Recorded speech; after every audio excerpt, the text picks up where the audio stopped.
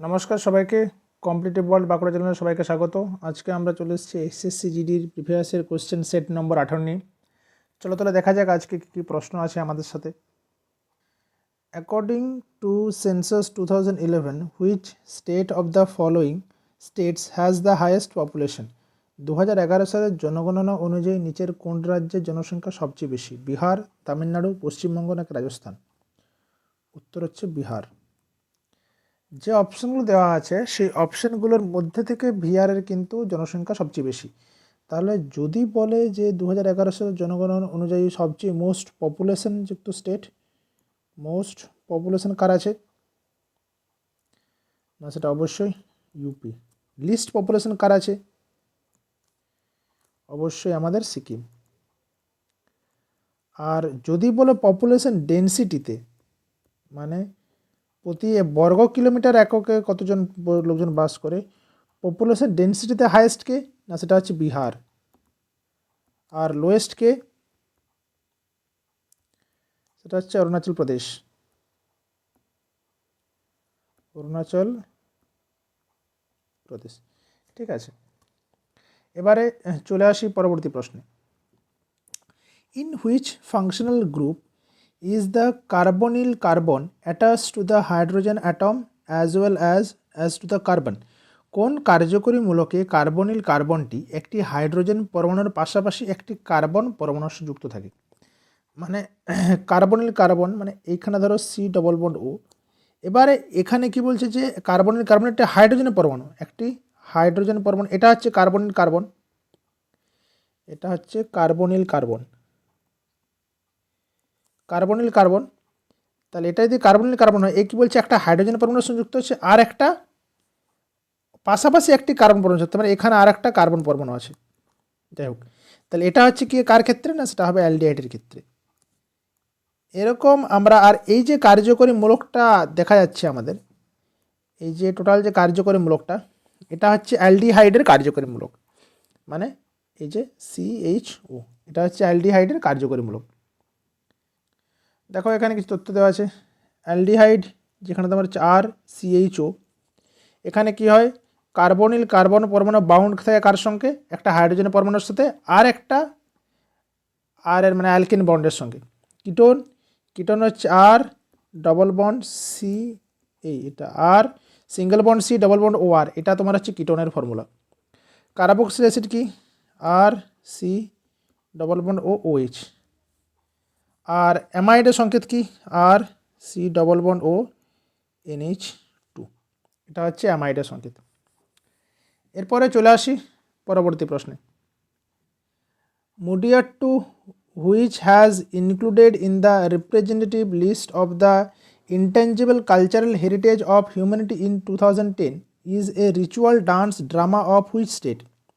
মুডিয়ার 2 যা 2010 সালে ইউনেস্কোর ইনট্যাঞ্জিবল কালচারাল হেরিটেজের অন্তর্ভুক্ত হয়েছিল, সেটি কোন রাজ্যের একটি আনুষ্ঠানিক নৃত্যনাট্য?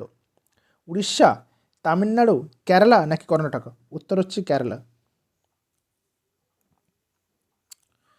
কেরালা হচ্ছে আমাদের এই মুডিয়ার 2 2010 সালে কিন্তু ইউনেস্কো কালচারাল হেরিটেজ সাইট তকমা পেয়েছিল। এছাড়াও আরেকটা ইউনেস্কো ইন্টেলিজেবল কালচারাল সাইট আছে, সেটা হচ্ছে তোমার কোডিয়াট্টাম,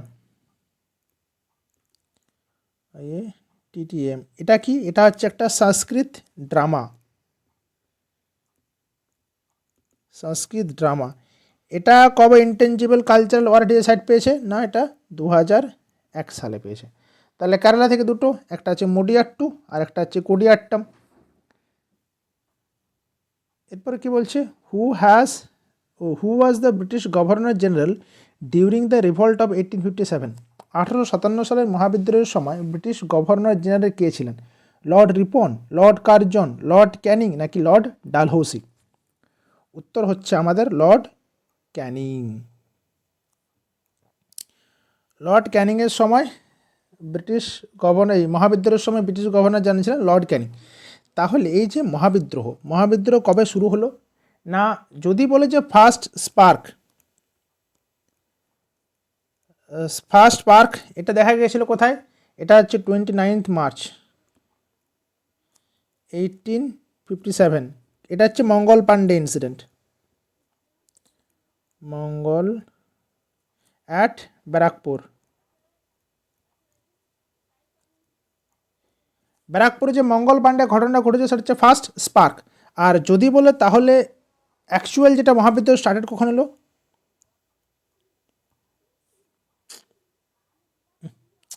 সরি, এটা তোমার অ্যান্সার হচ্ছে লর্ড ক্যানিং। লর্ড ক্যানিং। তাহলে ফার্স্ট স্পার্ক এটা হচ্ছে 29th মার্চ 1857। এটা হচ্ছে Mangal Pandey incident. Mangal Pandey incident at Barrackpore. আর প্রথম শুরু হলো স্টার্টেড কখন থেকে? না, স্টার্টেড হলো 10th May 1957। 10th May 1857 from Meerut. তাহলে আচ্ছা, একটা প্রশ্ন যেটা সবাই জানে সেটা তোমরা ইয়েতে উত্তর দেবে, আমাদের কমেন্ট সেকশনে উত্তর দেবে যে কে 1857 সালের মহাবিদ্রোহকে ফার্স্ট ওয়ার অফ ইন্ডিপেন্ডেন্স বলেছেন? কি বলেছেন? First war of independence.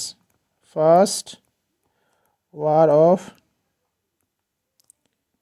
Dependence বা ভারতের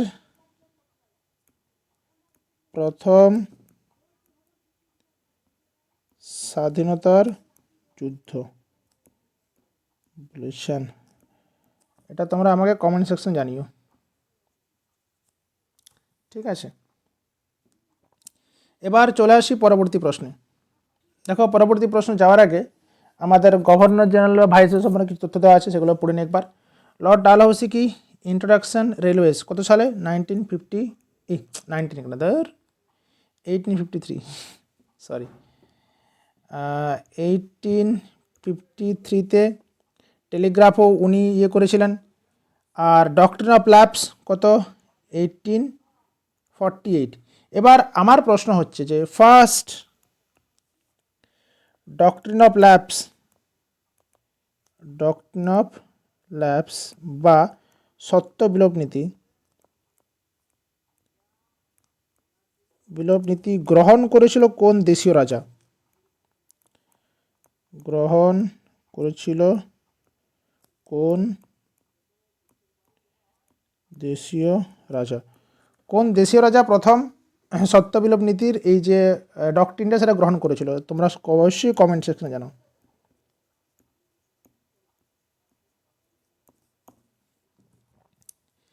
এরপরে দেখো লর্ড কার্জন কী করেছিলেন? ইনি ছিলেন পার্টিশন অফ বেঙ্গলের সময়, বঙ্গভঙ্গের সময় ছিলেন লর্ড কার্জন। লর্ড রিপন ইনি ছিলেন known as the father of local self government, ঠিক আছে?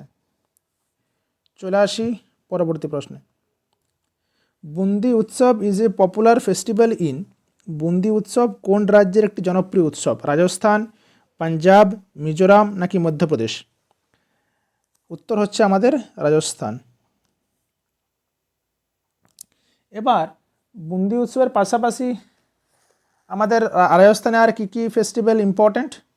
সেটা হচ্ছে এই যে পুষ্কর মেলা, ডেজার্ট ফেস্টিভ্যাল, মারওয়ার ফেস্টিভ্যাল আর এলিফ্যান্ট ফেস্টিভ্যাল। পুষ্কর মেলা কোথায় হয়? আজমেরে।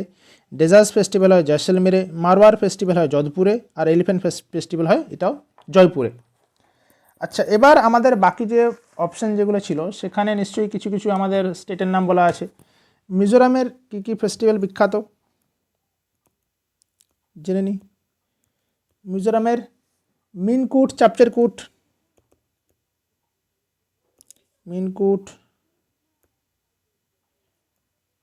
চাপচেরকুট। মধ্যপ্রদেশে কী কী?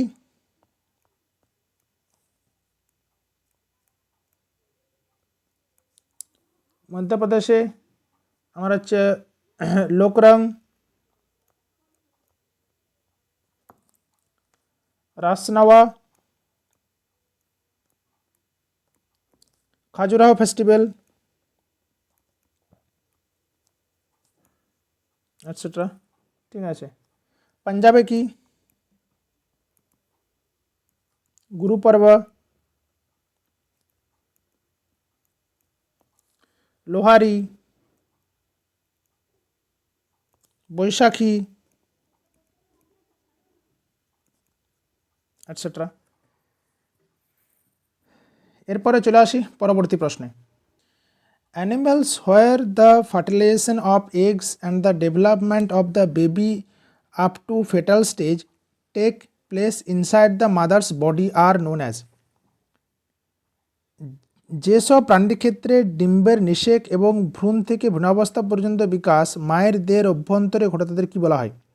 ওভিপোরাস বলা হয়, ইনভার্টিব্রেটস বলা হয়, ভার্টিব্রেটস বলা হয়, নাকি ভিভিপোরাস বলা হয়? ওভিপোরাস, অমেরুদণ্ডী, মেরুদণ্ডী, নাকি ভিভিপোরাস? উত্তরটা হচ্ছে আমার ভিভিপোরাস।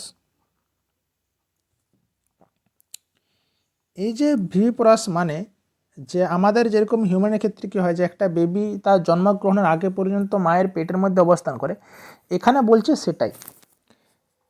তাহলে এরা সেই ধরনের প্রাণী যা, এবং ভ্রূণ কোথায় থাকে? ভ্রূণ হচ্ছে প্লাসেন্টার মধ্যে সংরক্ষিত অবস্থা থাকে। ভ্রূণ থাকে প্লাসেন্টার মধ্যে,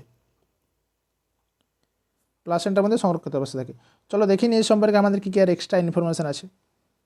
দেখো, প্রথমে আছে ওভিপেরাস আর ভিভিপেরাসের মধ্যে কী কী পার্থক্য দেখা যায়। প্রথম জিনিস যে এখানে কি হয় যে মানে ভ্রূণের ডেভেলপমেন্ট কোথায় না আউটসাইড দ্য মাদার, মানে মায়ের শরীরের বাইরে, স্পেশালি ইন এগের মধ্যে, স্পেশালি এগের মধ্যেই হয়। আর ভিভিপেরাসের ক্ষেত্রে কি হয় যে মায়ের বডি, মায়ের শরীরের মধ্যেই কিন্তু ভ্রূণটা বেড়ে ওঠে।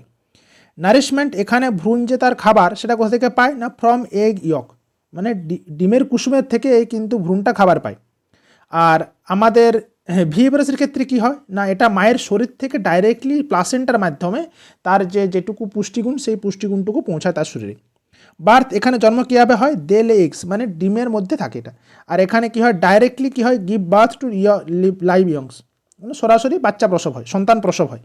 সার্ভাইভাল রেট কীরকম? এখানে কিন্তু লোয়ার, যে খুব কম সংখ্যক বাচ্চাই বাঁচে, হয়তো 100টা ডিম পারলো তার মধ্যে 10টা 12টা 15টা হয়ে বাঁচলো, এরকম ব্যাপারটা হয়। আর এখানে কি হয় না এখানে হচ্ছে তোমার আমাদের বেঁচে থাকার প্রবণতাটা অনেক অনেক অনেক বেশি। এক্সাম্পল উদাহরণ কি? Birds, reptiles, insects. আর এখানে হিউম্যান, ডগস, লায়ন্স, যে সমস্ত ম্যামেলস আছে সমস্ত ম্যামেলরাই কিন্তু ভিভিপোরাস, এক্সেপ্ট সমস্ত ম্যামেলসরাই ভিভিপোরাস, এক্সেপ্ট হচ্ছে প্লাটিপাস। প্লাটিপাস কিন্তু ম্যামেল, মানে স্তন্যপ্রায়ী,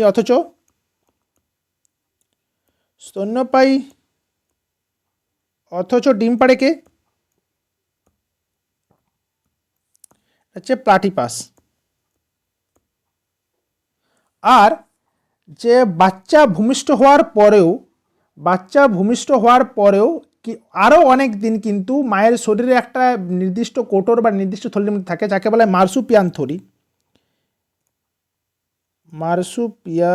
মার্সুপিয়াম থলি, সেটা কাদের মধ্যে দেখতে পাওয়া যায় না? সেটা দেখতে পাওয়া যায় ক্যাঙ্গারুর মধ্যে,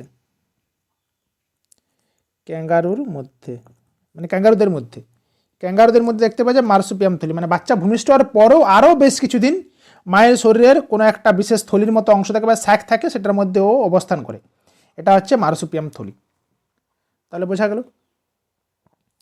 এবারে ইনভার্টিব্রেটস কারা না যাদের ক্ষেত্রে অ্যানিমালস উইদাউট এ ব্যাকবোন, আর ভার্টিব্রেটস কারা? Animals with a backbone. This group includes, যাই হোক, এই যে ভার্টিব্রেটসের মধ্যে বা পাখি থেকে মাছ থেকে আরম্ভ করে সবাই কিন্তু এই ভার্টিব্রেটসের মধ্যে পড়ছে। আর ইনভার্টিব্রেটস কারা না এই যে ইনসেক্ট, যে কোনো পতঙ্গ, যে কোনো স্নেল, এরাই কিন্তু ইনভার্টিব্রেটসদের মধ্যে পড়ছে। চলে আসি পরবর্তী প্রশ্নে। Who among the following was a member of the higher level committee on simultaneous elections. নিচের মধ্যে কে এককালীন নির্বাচন সংক্রান্ত উচ্চ পর্যায়ের কমিটির সদস্য ছিলেন? অর্জুন রাম মেঘওয়াল, নীতিন গডকরি, জগৎ প্রসাদ নাড্ডা, নাকি সুব্রমণিয়াম জয়শঙ্কর? উত্তর হচ্ছে অর্জুন রাম মেঘওয়াল। এই নীতিন গডকরি আমাদের ট্রান্সপোর্ট মিনিস্টার, সুব্রমণ্যম জয়শঙ্কর আমাদের ফরেন মিনিস্টার।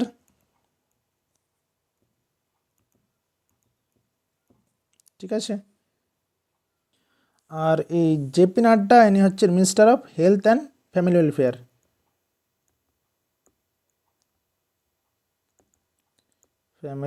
ওয়েলফেয়ার। ঠিক আছে, এরপরে চলে আসি পরবর্তী প্রশ্নে। Who among the following was the last Tirthankara of Jainism? নিচের মধ্যে কে জৈন ধর্মের শেষ তীর্থঙ্কর ছিলেন? পরেশনাথ, নমিনাথ, মহাবীর নাকি অজিতনাথ? উত্তর হচ্ছে মহাবীর। ইনি নিচের মধ্যে শেষ জৈন এবং ইনি হচ্ছেন 24th তীর্থঙ্কর। ঠিক আছে, তাহলে চলো মহাবীর সম্পর্কে আমরা কিছু তথ্য জেনে নিই।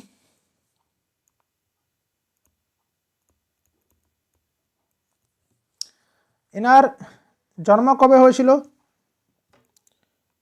কুন্দগ্রামে। কত সাল? 540 বিসিতে এনার জন্ম হয়েছিল। এবার ইনি কৈবল্য কোথায় লাভ করেছিলেন, বা এই যে সাম্যিক জ্ঞান কোথায় লাভ করেছিলেন? কৈবল্য লাভ করেছিলেন ঋজুপালিকা নদীর তীরে। ঋজুপালিকা নদীর কত বছর বয়সে? 42 বছর বয়সে।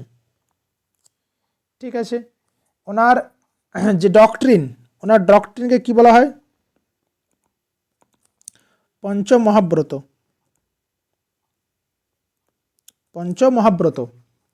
আর ওনার মৃত্যু কবে হয়েছিল? ডেথ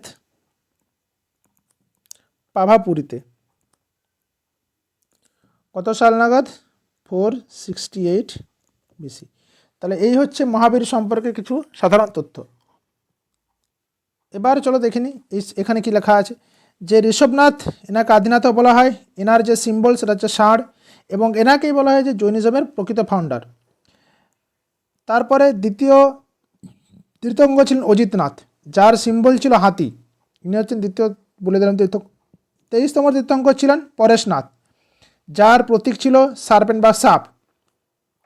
আর 24তম বা শেষতম তীর্থঙ্কর ছিলেন মহাবীর, এবং যার প্রতীক ছিল সিংহ। তাহলে এই সব প্রতীকগুলো কিন্তু আমাদের ইম্পর্টেন্ট, যে কোনো সময় পড়ে।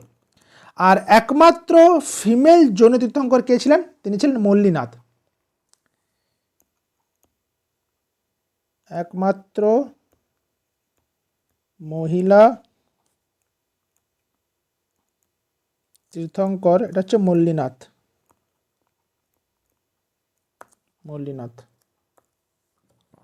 ঠিক আছে, এরপরে চলে আসি পরবর্তী প্রশ্নে। Handstand, cast, splits, handspring on vault, back handspring, split lip and tap swimming on birds are terms used in handstand, cast, splits, handspring on vault, back handspring, split slip and tap swing on birds শব্দগুলো কোন খেলায় ব্যবহৃত হয়? Gymnastic, skateboarding, archery নাকি fencing? উত্তর হচ্ছে gymnastics. জিমনাস্টিকে আমরা এই ধরনের শব্দগুলো ব্যবহার করে থাকি। চলো তাহলে দেখে নিই আমাদের এই প্রশ্ন সম্পর্কে আর কী কী এক্সট্রা ইনফরমেশন আছে। দেখো, স্কেটবোর্ডিংয়ের সঙ্গে কী কী? Ollie, kick flip, grind, heel flip, এগুলো হচ্ছে স্কেটবোর্ডিংয়ের সঙ্গে সংযুক্ত। আর্চারিতে কী কী সংযুক্ত? বুলসাই, কুইভার, ড্রয়িং, নক, এই সমস্ত ওয়ার্ডস। ফেন্সিংয়ে কী কী যুক্ত? Piste, foil, parry, riposte, lunge ইত্যাদি। এরপরে চলে আসি পরবর্তী প্রশ্নে। Which of the following musical instrument was played by Ustad Asad Ali Khan? নিচের কোন বাদ্যযন্ত্রটি ওস্তাদ আসাদ আলী খান বাজাতেন? সন্তুর, রুদ্রবীণা, তবলা নাকি সরোদ? উত্তর হচ্ছে রুদ্রবীণা। ওস্তাদ আসাদ আলী খান তিনি বাজাতেন রুদ্রবীণা। দেখো, সন্তুরের একজন বিখ্যাত এক্সপোনেন্ট হচ্ছে পণ্ডিত শিবকুমার শর্মা। এবং এই সন্তুরটা কি? যে স্ট্রিংড বা হার্প লাইক একটা মিউজিক ইনস্ট্রুমেন্ট। সরোদ হচ্ছে তোমার উস্তাদ আমজাদ আলী খান, এটা হচ্ছে স্ট্রিংগেড একটা বাদ্যযন্ত্র। তবলা বিখ্যাত এক্সপোনেন্ট জাকির হোসেন, এটা হচ্ছে প্রিকাশনস যন্ত্র। সরস্বতী বীণা, এটা হচ্ছে জয়ন্তী কুমারেশ, এটা কি কর্ণাটিক বীণা। ঠিক আছে, এরপরে চলে আসি পরবর্তী প্রশ্নে। The right of freedom of speech and expression is guaranteed by which article of the Indian constitution? ভারতীয় সংবিধানের কোন অনুচ্ছেদে বাক ও মত প্রকাশের স্বাধীনতার অধিকার সুনিশ্চিত করা হয়েছে? Article 21(1)(c), article 19(1)(a), article 25 নাকি আর্টিকেল 141(d)? উত্তর হচ্ছে আর্টিকেল 19(1)(a। এখানে কি দেওয়া আছে না বাক স্বাধীনতার অধিকার। চলো তাহলে দেখে নিই আর্টিকেল 19(1)(এর মধ্যে আমার কি কি স্বাধীনতার উল্লেখ করা আছে। দেখো প্রথমে আছে আর্টিকেল 19(1)(a), এখানে কি আছে? Right of speech and expression, এখানে আছে বাক এবং মত প্রকাশের স্বাধীনতা। আর্টিকেল 19(1)(b)তে কি আছে? Assembly, peaceful and without arms, কিন্তু শান্তিপূর্ণভাবে এবং কোনোরূপ কোনো হাতিয়ার ছাড়াই। 19(1)(a) এবং সি আছে অ্যাসোসিয়েশন অর ইউনিয়নস, মানে সমিতি বা ইউনিয়ন গঠন করার অধিকার। 19(d)তে কী বলেছে? মুভিং থ্রু আউট ইন্ডিয়া, ভারতের সর্বত্র স্বাধীনভাবে চলাফেরা করার অধিকার। ভারতের মধ্যে কিন্তু এটা মুভমেন্ট থ্রু আউট ইন্ডিয়া, এটা একটা প্রশ্ন আর এর প্রসঙ্গে আছে আমি বলছি। Article 19(1)(e) residence and settlement, ভারতের যে কোনো স্থানে বসবাসের অধিকার। 19(1)(g) কী আছে? প্রফেশন, অকুপেশন অ্যান্ড ট্রেড, যে কোনো পেশা বা ব্যবসা করার অধিকার। ঠিক আছে, এবার ব্যাপারে যেটা বললাম যে article 19(a) movement through out India, এটা কিন্তু একটা ব্যাপারে যদি বলে যে মুভমেন্ট আউটসাইড ইন্ডিয়া, তখন সেটা হয়ে যাবে মুভমেন্ট আউটসাইড ইন্ডিয়া, সেটার উত্তর কিন্তু article 21, protection life and personal লিবার্টির মধ্যে। কিন্তু যদি মুভমেন্ট আউটসাইড ইন্ডিয়া, যদি আমরা কেউ বাইরে যেতে চাই, তো সেক্ষেত্রে আমরা আর্টিকেল 21 প্রয়োগ করব। কিন্তু আমরা ভারতবর্ষের যে কোনো স্থানে যদি চাই, তখন কিন্তু আমরা সেখানে প্রযোজ্য হবে আর্টিকেল 19(d)। এরপর একটা ব্যাপার আছে, এইগুলো সবগুলোই কিন্তু এই যে আর্টিকেল 19 আন্ডারে যত সমস্ত যে রাইটস আছে, দাঁড়াও,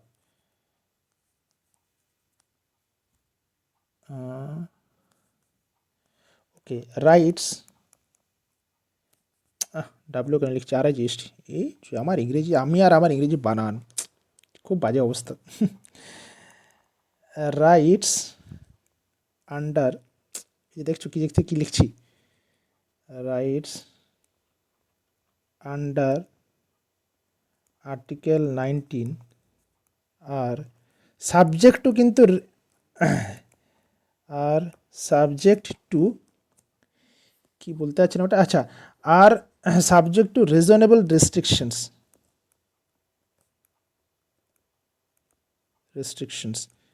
মানে ধরো আমি এই যে বললাম যে মুভমেন্ট থ্রু আউট ইন্ডিয়া, আমরা কিন্তু ভারতবর্ষের যে কোনো স্থানে যেতে পারি। কিন্তু এবার যদি দেখা যায় আমি আবার একটা স্থানে গেলাম, যেখানে গিয়ে পরে ওখানকার যারা আদিবাসী, তাদেরকে আমি, তারা আমার যাওয়ার জন্য তাদের উপরে কোনোরূপ কোনো খতরা হচ্ছে, সেক্ষেত্রে কিন্তু আমরা যেতে পারবো না। বা আমরা কিন্তু আন্দামান নিকোবর দ্বীপপুঞ্জের ওই যেখানে জারোয়া থাকে বা যেখানে সেন্টিনেলরা থাকে, সেখানে কিন্তু আমরা যেতে পারবো না। আমি যদি বলি গিয়ে পরে যে আমার ওখানে যাওয়ার অধিকার কেন ক্ষুণ্ণ করা হচ্ছে, কিন্তু ওটা ওরা ধরবে না, কারণ এখানে রিজনেবল রেস্ট্রিকশন লাগানো আছে, ওখানে কিন্তু যাওয়া নিষেধ। ঠিক আছে, আচ্ছা, তাহলে এই যে আর্টিকেল 19 আন্ডারে যে সমস্ত আর্টিকেলগুলো আছে, সেগুলো আমরা মনে রাখবো কী করে? পরপর সবগুলোকেই পরপর মনে দেখো। প্রথম হচ্ছে আমরা কোনো কিছু মত প্রকাশ করতে পারলাম, সেটা কী দ্বারা? Article 19 speech and expression. তারপরে কী বলছে? মত প্রকাশের মাধ্যমে আমরা বিভিন্ন লোককে জড়ো করে এক জায়গাতে নিয়ে গেলাম, অ্যাসেম্বল হলাম। এবারে সেই অ্যাসেম্বলে গিয়ে পুরো আমরা একটা অ্যাসেম্বলি গঠন করলাম, অ্যাসোসিয়েশন বা ইউনিয়ন বা অ্যাসেম্বলি গঠন করলাম। প্রথমে কথাবার্তা বললাম, কথাবার্তা বলার মাধ্যমে মানুষজনকে এক জায়গায় জড়ো করলাম, অ্যাসেম্বলি গঠন করলাম, অ্যাসেম্বলিতে যোগদান করলাম। এবারে সেই অ্যাসেম্বলিতে যোগদান করার পরে আমরা একটা অ্যাসোসিয়েশন গঠন করলাম ওই সমস্ত লোকগুলোকে নিয়ে। তারপরে আমি অ্যাসোসিয়েশনটাকে আমরা চাইছি এরাও বিভিন্ন জায়গায় প্রচার হোক, তারা কী করলাম যে মুভমেন্ট থ্রু আউট ইন্ডিয়া। এবারে সেখানে কী করলাম? রেসিডেন্স অ্যান্ড সেটেলমেন্ট করলাম, সেখানে যেখানে গিয়ে পরে ছড়িয়ে ছড়িয়ে থাকলাম, সেখানে গিয়ে পরে সবাই আমরা রেসিডেন্ট সেটেলমেন্ট করলাম। আর এরপরে রেসিডেন্ট করার পরে, রিসাইড করার পরে আমরা কী করলাম? বিভিন্ন জায়গাতে প্রফেশন, অকুপেশন, ট্রেডে যোগদান করলাম। বাস, এটাই হচ্ছে মনে রাখার ট্রিক। এরপরে চলে আসি পরবর্তী প্রশ্নে। How much of the world's water is estimated to exist as fresh water? পৃথিবীর মোট জলের আনুমানিক কত শতাংশ মিষ্টি জল হিসাবে বিদ্যমান? 1%, 5%, 2.5% নাকি 10%? উত্তর হচ্ছে 2.5%। পৃথিবীর মোট জলের 2.5% মাত্র হচ্ছে ফ্রেশ ওয়াটার, এবং তার মধ্যেও বেশিরভাগটা কোথায় থাকেন? আইস ক্যাপের মধ্যে সীমাবদ্ধ থাকে। চলো দেখে নিচ্ছি কীরকম ভাগটা আছে। দেখো, তোমার দেখাচ্ছি। দেখো এটা হচ্ছে টোটাল আমাদের জলের পরিমাণ। এবারে টোটাল জলের মধ্যে ওশেনে আছে 96.5%, আদার স্যালাইন ওয়াটার আছে 0.9%, আর ফ্রেশ ওয়াটার আছে মাত্র 2.5%। এরপর এই ফ্রেশ ওয়াটারের মধ্যেও গ্রাউন্ড ওয়াটার আছে 30%, আর গ্লেশিয়ার এবং আইস ক্যাপসের মধ্যে আছে 68.7%। আর বাকি পড়ে রইল কত, যেটা আমরা সারফেসের মধ্যে আছে সেটা 1.2%। আবার এই সারফেসের মধ্যেও গ্রাউন্ড আইস অ্যান্ড প্রিম আছে, ওখানে 69% আছে, লেক্সে আছে 20.9%, সয়েল ময়েশ্চার কিছুটা পরিমাণ জল দেখেছে, সোয়াম্পস মার্সেসের মধ্যে কিছু আছে, রিভার্সের মধ্যে আছে যে অনলি 0.49%, লিভিং থিংসের মধ্যে 0.26%, আর অ্যাটমসফিয়ারের মধ্যে আছে 3%। তাহলে আমরা এই যে কোথা থেকে এই জায়গাটুকু বা এই জায়গাটুকু জল আমরা কিন্তু গ্রহণ করতে পারি। তার মানে বুঝতে হচ্ছে আমাদের কতটুকু জল, তার মানে আমাদের কি water conservation is must, water conservation is must, করতেই হবে আমাদের ওয়াটার কনজারভেশন, নাহলে কিন্তু আগামী ভবিষ্যতে আমাদের জন্য দিন কিন্তু খুব ঘনিয়ে আসছে। এরপরে চলে আসি পরবর্তী প্রশ্ন। In which of the following Indian states is the vibrant temple festival Thrissur Pooram is celebrated? নিচের কোন ভারতীয় রাজ্যে প্রাণবন্ত মন্দির উৎসব ত্রিশূর পুরাম উদযাপিত হয়? তামিলনাড়ু, অন্ধ্রপ্রদেশ, মহারাষ্ট্র নেই কেরালা? উত্তর হচ্ছে কেরল। কেরলে এই ত্রিশূর পুরম উৎসবটা পালিত হয়। তাহলে দেখে নিয়ে চলো তামিলনাড়ুর কী কী বিখ্যাত ফেস্টিভ্যাল আছে। তামিলনাড়ু আছে পোঙ্গল, জালিকাট্টু, থাইপুসাম, পুথান্ডু এটসেট্রা। অন্ধ্রপ্রদেশে কী কী আছে? উগাডি, পোঙ্গল এখানেও পালিত হয়, ইয়েল্লেমা জাতারা এটসেট্রা। মহারাষ্ট্রে কী কী পালিত হয়? গুড়ি পড়বা, গণেশ চতুর্থী এটসেট্রা।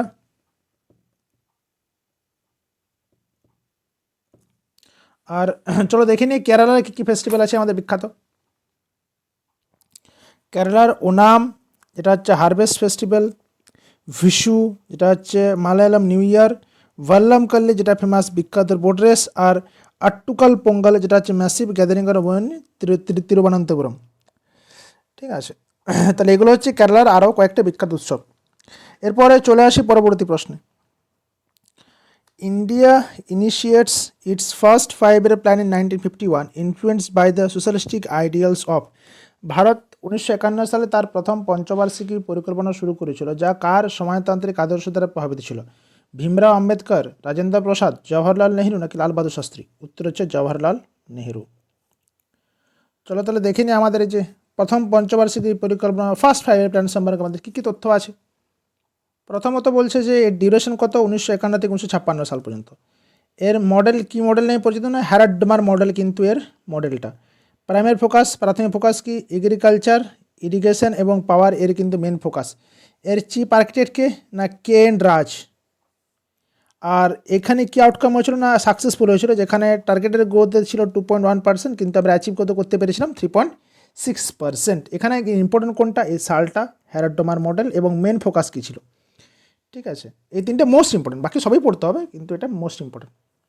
চলে আসি পরবর্তী প্রশ্নে। In astronomy Cassiopeia is a constellation in the northern sky that is easily identified by its cluster of how many bright stars?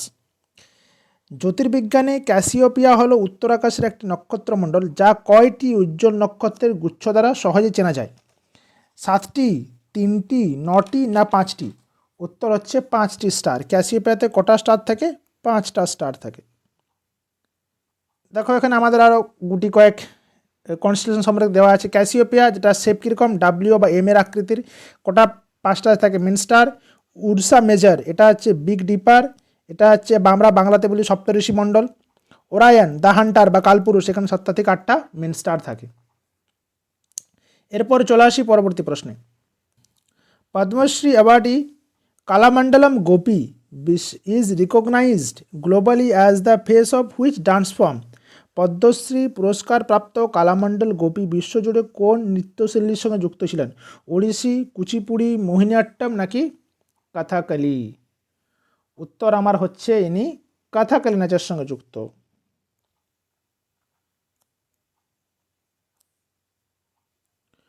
তাহলে দেখে নিই কথাকলির আর কে কে প্রধান প্রধান এক্সপোনেন্ট ছিলেন, কে কে ছিলেন। একটা তোমার হচ্ছে মেলিনা সালভিনি,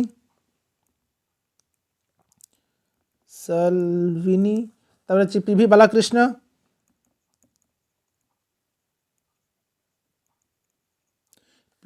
অ্যাটসেট্রা। ওড়িশির বিখ্যাত এক্সপোনেন্ট কে? কেলুচরণ মহাপাত্র,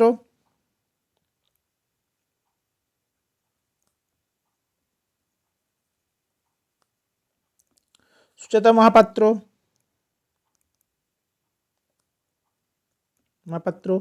তারপর তোমার হচ্ছে সগন ভূতানি, অ্যাটসেট্রা। কুচিপুড়ি ফেমাস কে কে? রাজা রেড্ডি, রাধা রেড্ডি, পদ্মজা রেড্ডি,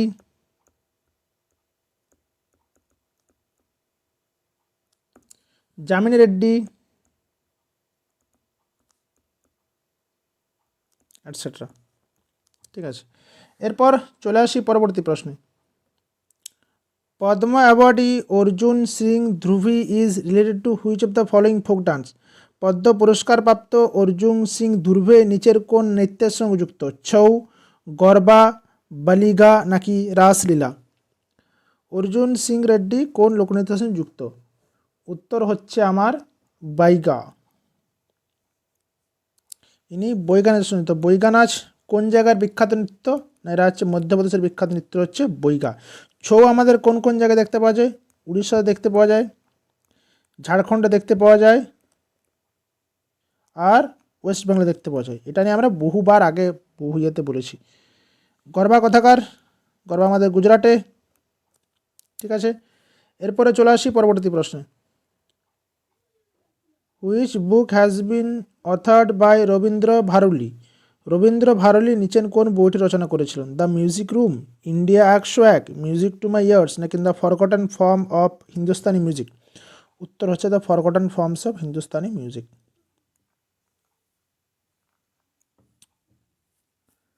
এরপরে চলে আসি পরবর্তী প্রশ্নে। The element with atomic number 59 lies in which block of the periodic table? পারমাণবিক সংখ্যা 59 বিশিষ্ট মৌলটি পর্যায় সারণী কোন ব্লকে অবস্থিত?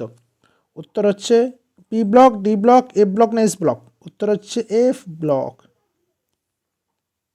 9 বলতে আমরা কোন মৌলটাকে বলছি? মৌলটা হচ্ছে প্যাসিডোনিয়াম, সিম্বল হচ্ছে পিআর। এটা কি একটা ল্যান্থানাইট গোষ্ঠীর একটা মৌল। এর পর্যায় কত? 6 নম্বর পর্যায়ে অবস্থিত এবং এর ইলেকট্রনিক কনফিগারেশন কি? Xenon 4f3 6s2। এরপরে চলে আসি পরবর্তী প্রশ্ন। In 1927 where was the conference against colonial operation and imperialism in which Jawaharlal Nehru participated on behalf of Indian national Congress held? 1927 সালে ঔপনিবেশিক নিপীড়ন ও সাম্রাজ্যবাদের বিরুদ্ধে সম্মেলনটি কোথায় অনুষ্ঠিত হয়েছিল, যেখানে জওহরলাল নেহরু ভারতীয় জাতীয় কংগ্রেসের পক্ষে অংশগ্রহণ করেছিলেন? লুভেন নাকি ব্রুগেস নাকি ব্রাসেলস নাকি অ্যান্টওয়ার্প? উত্তর হচ্ছে আমার ব্রাসেলসে। উত্তর হচ্ছে ব্রাসেলসে। আচ্ছা, তাহলে আজকের 20টা প্রশ্নই হলো। আজকে থাক তাহলে এই পর্যন্তই। সবাইকে আমার সাথে থাকার জন্য থ্যাংক ইউ। যদি ভিডিওটা ভালো লেগে থাকে, প্রশ্নগুলো তোমাদের মনে হচ্ছে তোমাদের কাজে লাগতে পারে, তাহলে অবশ্যই চ্যানেলটাকে সাবস্ক্রাইব করে রেখো আর বন্ধুদের সাথে লাইক করে রাখো আর বন্ধুদের সাথে অবশ্যই